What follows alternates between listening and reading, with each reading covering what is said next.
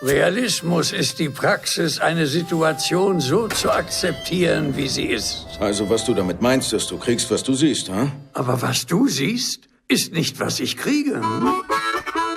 Tja, die Leute hier nennen mich Lucky. Präsident Roosevelt ist abgehauen. Wie kann eine 100-jährige Schildkröte abhauen? Um Howards Willen hoffe ich sehr, dass sie bald wieder auftaucht. Ich hab so einen Anfall gekriegt, ich bin umgefallen. Lucky hat's umgehauen. Ja und? Man wird doch mal hinfallen dürfen. Keine Anzeichen für Gehirnerschütterung. Lungen großartig, obwohl Sie rauchen. Kriegen Sie genug Bewegung? Ich laufe die ganze Zeit rum und mache jeden Tag 5 Yoga-Übungen. Echt cooles Outfit, Cowboy. Ich hatte Todesangst. Ich dachte, da draußen ist gar nichts. Alles nur schwarz. Die große Leere. Este amor apasionado, anda todo alborotado por volver, se querer. Haben Sie Kinder, Lucky? Keine, von denen ich offiziell wüsste. Die meisten Leute kommen gar nicht so weit wie Sie. Sie kommen nicht annähernd an den Punkt, an dem Sie jetzt sind. Wir haben nun die Möglichkeit zu verfolgen, was Sie durchmachen und alles genau zu untersuchen. Ich kenne die Wahrheit und die Wahrheit ist das Einzige, was zählt. Und der muss man sich stellen und sie akzeptieren. Es gibt ein paar Dinge im Universum, Herrschaften, die größer sind als wir alle. Und eine Landschildkröte ist eins davon. Sie waren sehr brav heute, deswegen kriegen Sie so einen. Und was soll ich damit tun? Mir in den Arsch stecken? Wenn Sie ihn weniger süß haben wollen?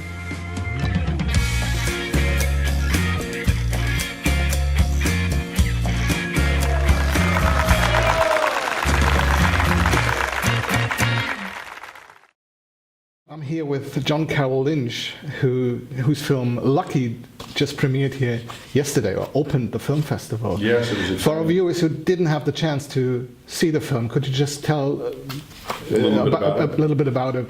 It stars Harry Dean Stanton as a 90-year-old atheist living in a small Arizona town who suddenly realizes he may not have all the time in the world left, and what is he going to do about that? And how did you get involved in this beautiful film in the first place? Well, I was asked to act in it first by my friend Drago Shumanyo, one of the writers, and his writing partner Logan Sparks. Then a couple of months later they asked me if I would direct it. Directing had been something I'd been wanting to do for a while, and it was great to have the opportunity to work on such a lovely script. And let's talk about Harry Dean Stanton, who plays Lucky and who sadly passed away not so long ago. But how did you feel about it that you created the last piece of work of him? Well, we never intended that it be the last piece of work he could do. I suspected that it might be the last piece of work he wanted to do. He was really ready to not work anymore, and yet he still wanted to do this, and it was a bold choice by an 89-year-old actor to choose to star in a film. Yeah, and since Logan Sparks, one of the writers of the script, was an old friend of Harry Dean Stanton, was the script specifically written for him? Yes, both writers knew Harry for a long time. Logan had worked for him and knew him quite intimately. Drago had known him socially for quite a long time through mutual friend Dabney Coleman, the actor. So they'd known each other for, I think, 15 years or so. So they had really wanted to write a movie inspired by him. So that's what they did. And there's so many parts of the movie that are autobiographical in nature. And this is your first time directing, and you cast another director as an actor who has the same last name as you, but you're not related. Yes. So is there a story behind that? Well, David and Harry Dean have been friends for years. I think he's been in 7 projects of David's. And recently I read an article after Harry died that David said it was just really fun to hang out with Harry Dean. He liked that a lot, which it was. And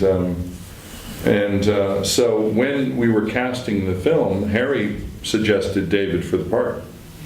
And we thought it was a great idea. And we were only worried that we wouldn't have any time with him because he was busy with Twin Peaks. And he probably wouldn't be able to make that happen. But he loved what he had to say in the movie, wanted to work with Harry, and he decided to say yes. So that's how it happened. But the fact that he is one of the most recognizable directors in the world was almost had nothing to do with it, really. I had seen his work as an actor and liked it, so it was great for me to have him in the movie. And then, and he was so gracious as an actor. He really came only as an actor, and didn't. I never felt at all intimidated by it. So he never gave you advices or something like that? No, there was a moment where Harry was talking about a problem in the scene, and David chose not to answer the question. Brilliant. So this is your, as I said, your directorial debut. Yes. And how long have you thought about doing that? Well, I've been, it started doing, in my mind, it started being something I thought I'd want to do about 15 years ago, about 12, 15 years ago. And I tried to leverage myself into the director's chair in various ways over the course of that time, and none of them had been successful. And was it hard to switch from acting to directing? There were a lot of challenges educationally. But storytelling is the same. The desire to tell a story is the same in either job. And it's just the emphasis on what you're telling a story with is different. So last year's opening film here in Hamburg was American Pastoral, was also the directorial debut of Ewan McGregor. And he also took on the leading role. So Yes. have you ever thought about casting yourself in the film? I mean, you would have been available, obviously. Yes, I was available at the time. There was some talk, even as we went towards production, of doing that. But I just felt I would have my hands full with working as a director, and I didn't need the confusion of that. With a circumstance like Mr. McGregor, or a circumstance like another actor, many other actors who are making their debut. They're required to be in the film because they're a big enough star to make a difference in terms of overall notoriety for the film. It would be an unusual set of circumstances where you didn't need Ewan McGregor to be in your movie to make sure you could finance the movie. In our circumstance, that wasn't necessary. We had enough elements that were compelling on screen that it didn't bother anybody that I was directing. Wonderful.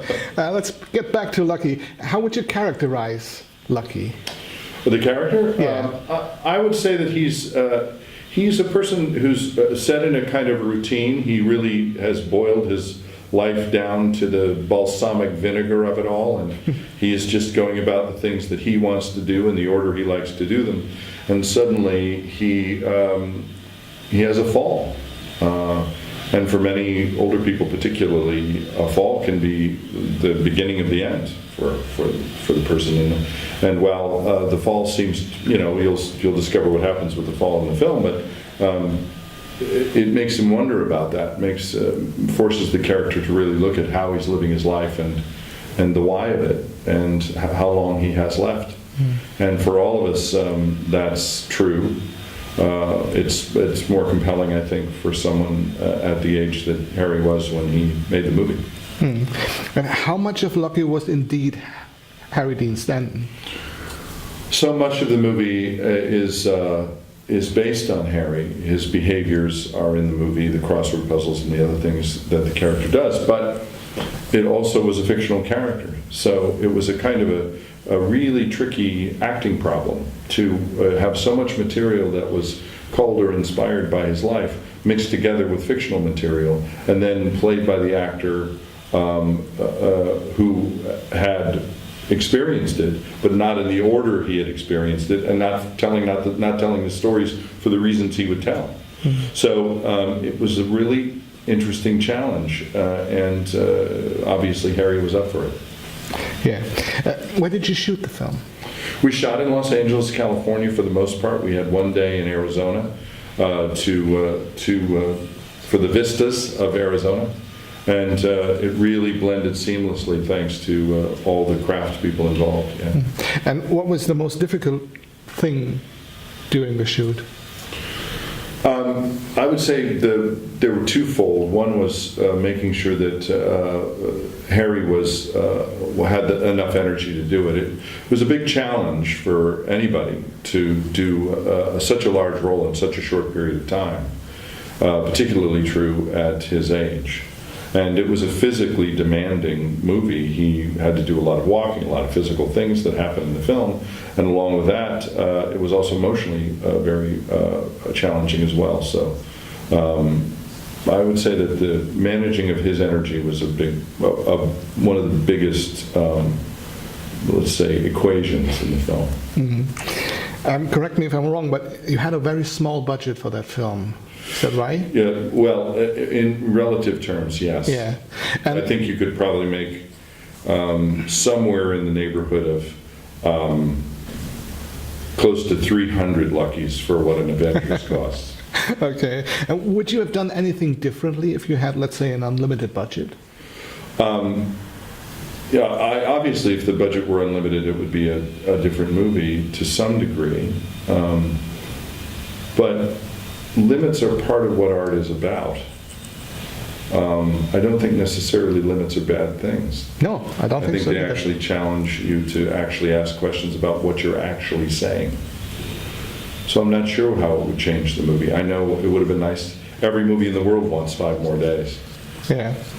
I think the film doesn't need any change. It's perfect the way it is. Thank you. And I've seen it yesterday at the premiere, and I loved it. Great. It's beautiful, and yeah. And I'm glad that it will come out in Germany. Me too. That you found a distributor.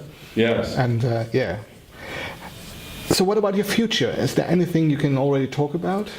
What are you up to? There's nothing in motion in terms of finance and stuff. I'm working on what the next thing I'll direct will be. So you're definitely going to step Yes, I'd like back to direct on the again. stand. I don't think I'll ever stop acting because it's too much fun, but I'd like to direct again, yes. So one last question. What about the tortoise? What about Did the tortoise? Did it come back? We're left with the question of the tortoise. We're not even really sure if it's the same tortoise, truth be told. So is it or is it not? I don't know. I guess the audience will have to decide what the relationship with the tortoise is. But it's definitely not a turtle. Yeah, that's something we learned. Yes, we it's learned. very clear it's not a turtle. Yeah. So thank you so much for the interview. Thank you. It was very my nice. pleasure. Very, very nice. Good luck with the film. And thank you. And it opens in March. Yeah.